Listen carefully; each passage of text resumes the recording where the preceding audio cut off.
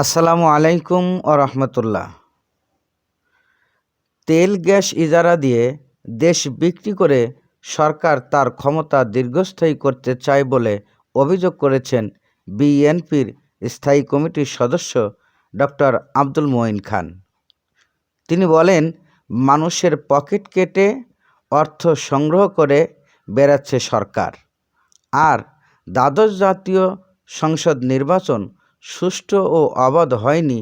টিআইবির এমন প্রতিবেদন জনমতের প্রতিফলন দাবি করে নজরুল ইসলাম খান বলেন, আন্দোলনের মধ্য দিয়েই দেশের গণতন্ত্র পুনরুদ্ধার করা হবে। আজ শুক্রবার দলের প্রতিষ্ঠাতা জিয়াউর রহমানের ৮৮তম জন্মবার্ষিকী। এই জন্মবার্ষিকী উপলক্ষে সকালে দলের নেতাকর্মীদের সাথে নিয়ে জিয়াউর রহমানের কবরে শ্রদ্ধা জানান বিএনপির স্থায়ী কমিটির সদস্যরা। এ সময় দোয়া ও মোনাজাত করা হয়। দোয়া ও মোনাজাতে অংশগ্রহণে দলের বিভিন্ন স্থানীয় পর্যায়ের নেতারা এবং কর্মীরা উপস্থিত ছিলেন।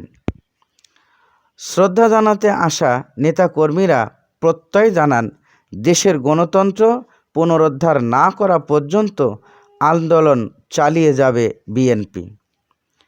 বাংলাদেশ একদলীয় শাসনে পরিণত হয়েছে দাবি করে স্থায়ী কমিটির সদস্য ডক্টর আব্দুল মঈন খান বলেন, বর্তমান সরকার অর্থনীতি ধ্বংস করে দিয়েছে। সাংবাদিকদের প্রশ্নের জবাবে নির্বাচন নিয়ে টিআইবির প্রতিবেদনের বিষয়ে কথা বলেন স্থায়ী কমিটির আরেকজন সদস্য নজরুল ইসলাম খান। তিনি বলেন, এটা জনগণের মনের প্রতিফলন ঘটেছে। তিনি আরও বলেন, সঠিক কথা যে কেউ যদি বলে সেটা কোনো দলের পছন্দ হতেও পারে, নাও হতে পারে, তবে এটা তাদের কোনো পছন্দ অপছন্দের বিষয় না, সেটা বাস্তব, আর এই বাস্তব কথা যে কেউ বলতেই পারে।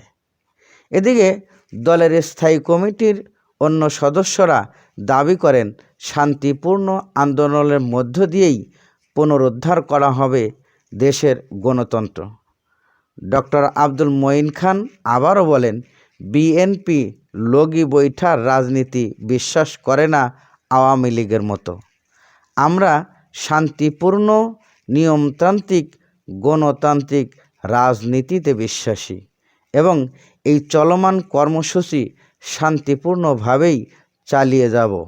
এদিকে নজরুল ইসলাম খান আবারও বলেন, আমরা যত দ্রুত সম্ভব লড়াই সংগ্রামের মাধ্যমেই এদেশের গণতন্ত্র প্রেমী জনগণের সহায়তায়, সাংবাদিকদের সহায়তায় গণতন্ত্র পুনরুদ্ধার করব।